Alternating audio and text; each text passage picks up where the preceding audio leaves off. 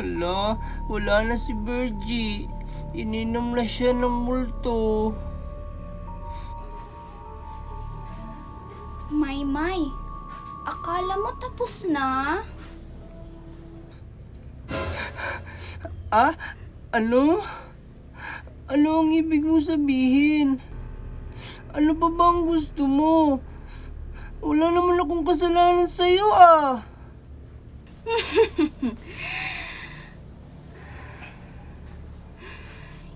Isang sumpa, isang parusa. Ikaw Maymay ay akin ding paparusahan. Ikaw ngayon ay magiging teddy bear na.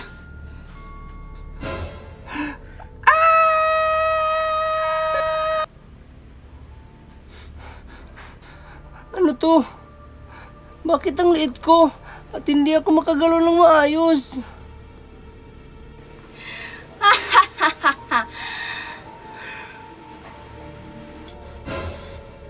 Hoy multo!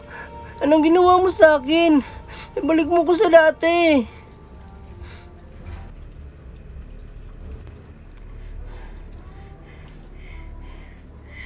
Yehey! Sa wakas, may katawan na ako.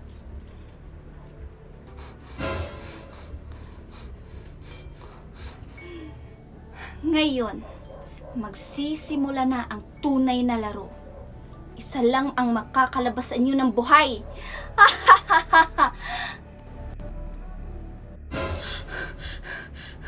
Maymay, ano ang nangyari? Bakit dumilim? Iwan ko, Virgie.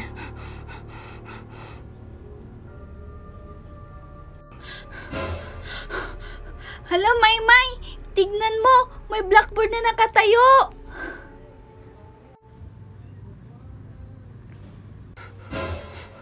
Oo nga, pero Virgie, tignan mo. May nakasulat sa blackboard. Maymay, ano ang ibig sabihin sa mga nakasulat sa blackboard? Siguro Virgie, kailangan natin yung malampasan ang 3 challenge para bumalik na tayo sa dati.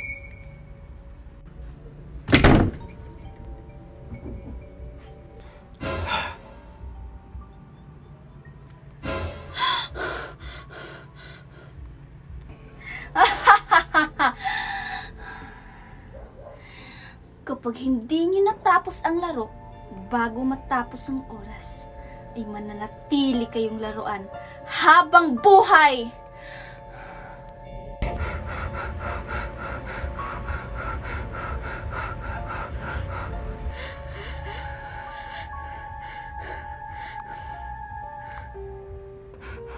Virgie, dalian na natin sa paghahanap ng tamang susi. Maymay, paano ko to bubuksan? Wala naman akong mga kamay. Hoy, Virgie at Maymay, bilisan natin sa paghanap ng tamang susi.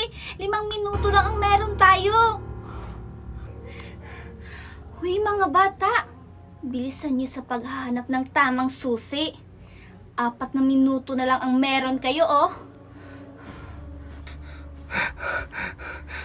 Virgie, anong gagawin natin? Nahihirapan akong gumalaw. Ewan ko, Maymay. Naguguluhan ako. Aha! Mukhang ako ang bida dito, ah. Tara na, Virgie at Maymay. Lumabas na tayo dito. Tara na, Virgie! Lumabas na tayo! Bilisan mo! Sige, Maymay! Tara!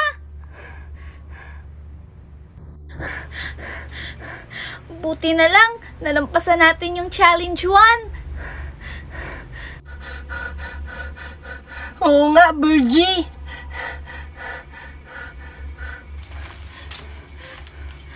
Ano na namang lugar to?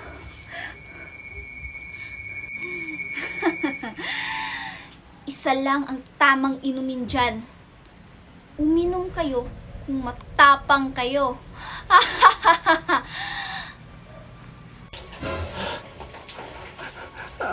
Virgie, Paano kung lason yan? Maymay, ewan ko. Pero sabi kasi nung multo, isa lang dyan ang tamang inumin. Pero ang tanong, saan kaya sa basong yan? Ako na lang yung unang uminom, Maymay at Virgie. Wala na kasi akong choice. Nauuhaw na ako.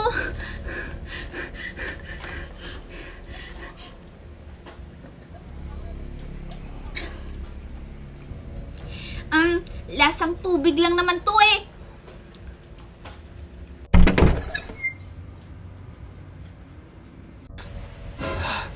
Hala, tignan niyo oh, yung pinto bumukas. Hala, oo nga. Tara na, lumabas na tayo.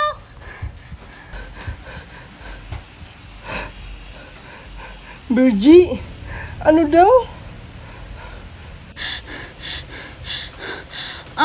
Maymay, siguro mamili tayo sa 2 kahon na yan para bumalik na tayo sa dati.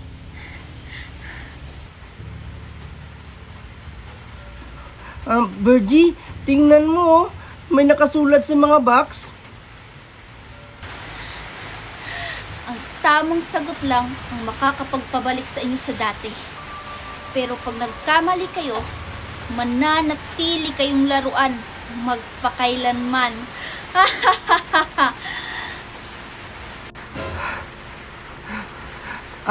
Virgie, ano ang pipiliin natin? Maymay, paano kung mali yung mapipili natin? Virgie, wala na akong choice. Kalayaan yung pipiliin ko.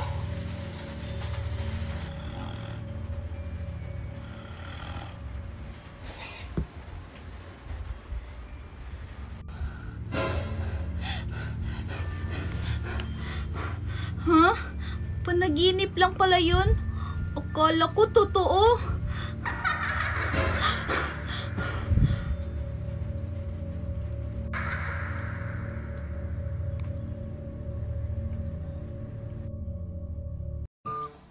Ang tagal naman ni teacher.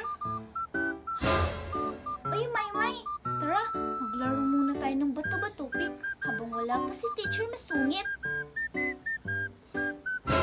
Sige, Virgie. Sige, Maymay. Bato, pick. Bato, pick. Talo ka na naman, Virgie. Pangatlong beses na to ah.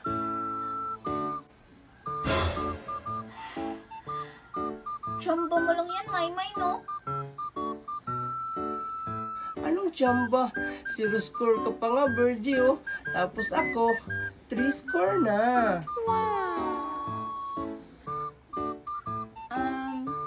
Isa pa nga, Maymay. Sige, Virgie. Bato. Hala, Virgie. Nandito na si teacher masungit. Good morning, class.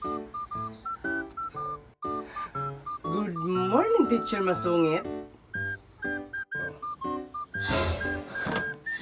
Good morning, teacher masungit. Okay, class. Tumigil na kayo sa paglalaro nyo at maghanda na kayo dahil ngayon ay may bibigay ako sa inyo na assignment. Assignment na naman daw, Maymay. Sana naman, hindi na yung mahihirapan tayo sa pagsasolve ng mga numbers. Oo nga, Virgie, no? Ang hirap pa naman nun. Ang assignment ninyo ngayon ay napakadali lang. Magdo-drawing lang kayo ng mga paborito ninyong prutas o gulay. At bukas ninyo ito ipasa. Understood? Yes, teacher. Okay, good. Goodbye, class. Goodbye. And thank you, Teacher Masungit. Buti na lang, Maymay. Madali lang yung assignment natin ngayon. Alam ko na agad ang ito-drawing ko. Buti ka pa, Virgie. Ako, hindi ko alam kung ano yung idodrawing ko. Ha? Eh, bakit naman, Maymay? Kasi, Virgie, hindi naman ako kumakain ng gulay. Kahit kangkong, kalabasa o ampalaya man lang, Maymay, hindi ka pa rin kumakain? Yak! Ayoko nga yung lasa ng gulay. Lalo na yung ampalaya, ang pangit na, tapos ang pait pa. Eddie, prutas lang yung ito-drawing mo, Maymay. May paborito ka ba na prutas?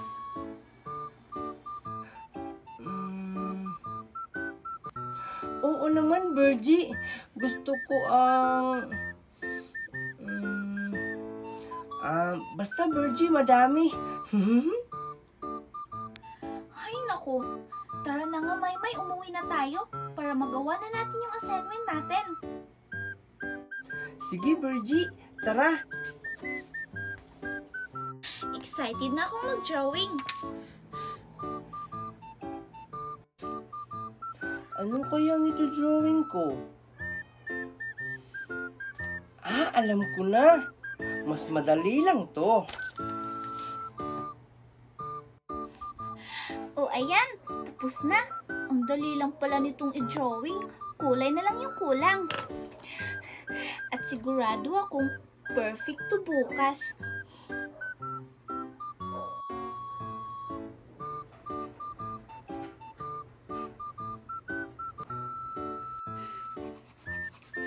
O, ayan. Tapos na akong magkulay. Tada! Ito na ang aking drawing. Isang sariwang-sariwa at malutong na carrots. Okay na siguro to.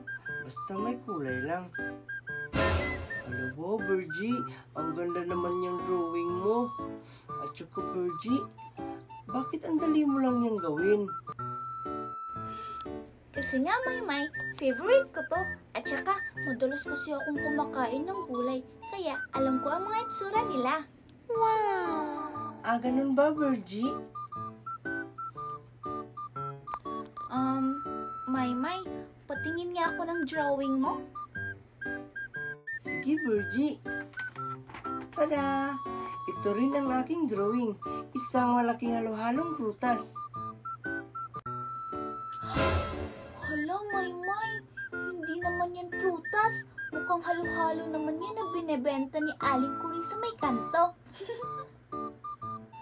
Di ba, Virgie, may prutas naman yung halo-halo? Hindi counted na rin to. Hay naku, Maymay. Sige na, Virgie. Uuwi na ako. Kita-kits na lang tayo bukas sa classroom natin.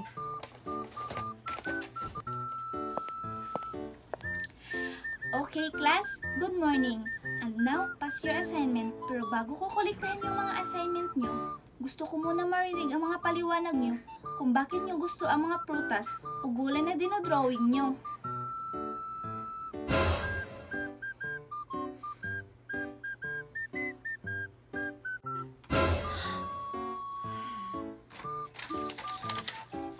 Tada! Ito ang aking drawing teacher. Isang sariwang carrots. At favorite ko to kasi pampalino ng mga mata at saka malutong pag kinakain.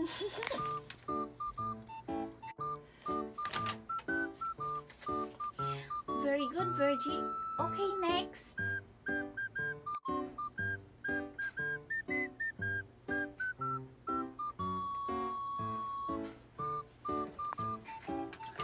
Ito naman po ang aking drawing teacher. Tada! Isang malaking halo-halong prutas na nilagay sa baso.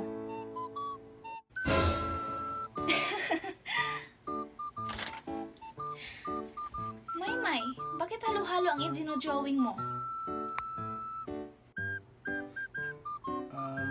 Kasi po, teacher, hindi ako mahilig kumain ng gulay. At saka, bihira lang din po ako kumain ng prutas. Pero, mahilig ako sa halo-halo. At saka, di ba, teacher, may prutas din naman yung halo-halo? Technically, tama ka rin naman, Maymay.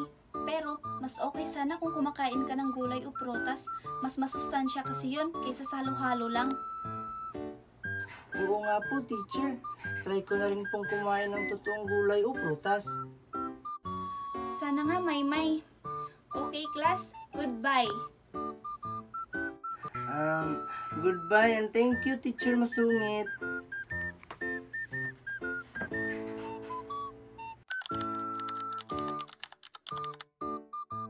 Wag na kayo magtanong. Sumunod na lang kayo sa akin. Masaya to laruin. Tara!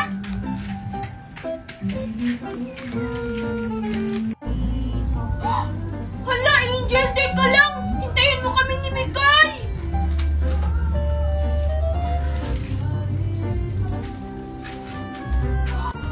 So guys, ang lakas ng music dun sa kapitbahay namin. Char. Ha? Hoy, Makoy, hintayin! Hoy, Makoy, hintayin mo naman ako!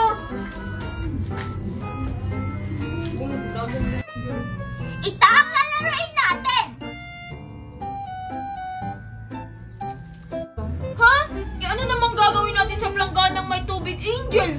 Baka mabasa pa ako. Papagalitan ako ni Mama Using. Oo nga, Angel, naligo na ako. Papagalitan talaga ako ni Mami pag nabasa ako. Ubot din ko.